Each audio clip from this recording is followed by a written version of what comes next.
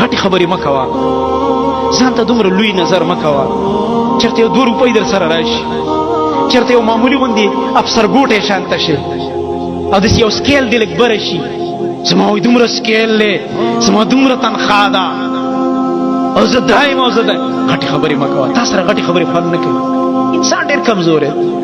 لږ دې دا بدن کې طاقت راشي، ځواني دي، سینه دې راوښکلي. الله فرمایي په دې قرآن کې مونږ ته قصه کوي، دا عادیان نو ډېر مضبوط پیدا کړي.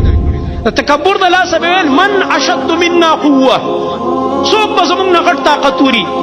الله فرمایي هغه الله چې تی پیدا کړی هغه ډېر طاقتور دی. غټې خبرې مه کوئ.